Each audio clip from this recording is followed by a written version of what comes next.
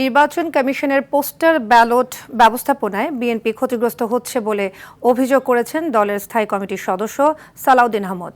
Postal ballot বিতর্ক নির্বাচনের স্বচ্ছতাকে প্রশ্নবিদ্ধ করবে বলে মন্তব্য করেন স্থায়ী কমিটির সদস্য আমির খসরু মাহমুদ চৌধুরী। ব্যালটে ধানের শীষের অবস্থান নিয়ে যে ধোঁয়াশা সৃষ্টি হয়েছে তার জবাব ইসিকেই দিতে হবে বলেও জানান আমির খসরু। রুদ্র রফিকের রিপোর্টে দেখুন বিস্তারিত। আরএফএল চেয়ার, ক্ষমতার নয় সমতার চেয়ার।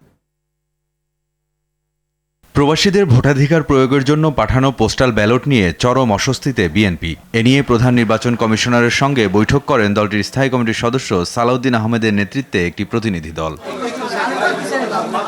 বৈঠক শেষে সালাউদ্দিন আহমদ প্রবাসে পোস্টাল ব্যালটের উন্মুক্ত ব্যবহারে উদ্বেগ জানান। যেহেতু বাংলাদেশে প্রবাসীদের ভোটদানের এই নিয়মটা এই প্রথম এক্সারসাইজ হচ্ছে, এখানে কিছু ভুলভ্রান্তি থাকতে পারত, তবে যে ভুলভ্রান্তিটা হচ্ছে এখানে আমরা ভিকটিমাইজড, আমরা ক্ষতিগ্রস্ত হচ্ছি এবং একটি নির্দিষ্ট রাজনৈতিক দলের পক্ষ হয়ে কিছু কিছু এখানে কাজ হয়েছে বলে আমাদের ধারণা, এবং সেটা প্রকাশিত হয়েছে। আসলে ধারণাও নয়, সেটা প্রমাণিত হচ্ছে।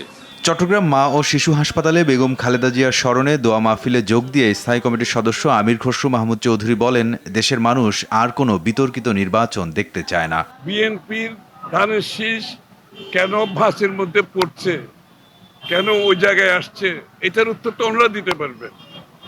আমি আশা করছি শুধু উত্তর নাই, এটার ওনারা একটা প্রতিকারও করবে, যাতে করে নির্বাচন নিয়ে কোনো প্রশ্ন না আসে।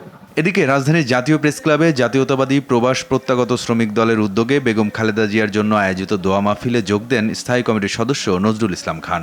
এ সময় তিনি প্রবাসীদের কল্যাণে স্থায়ী কাঠামো গড়ে তোলার তাগিদ দেন। তাদের কল্যাণের জন্য একটা স্থায়ী কাঠামো দাঁড় করানো, একটা স্থায়ী ব্যবস্থা প্রতিষ্ঠা করা, তাদের কল্যাণের জন্য দেশনেত্রী বেগম খালেদা জিয়া বা বিএনপি সরকারের আন্তরিকতার প্রমাণ।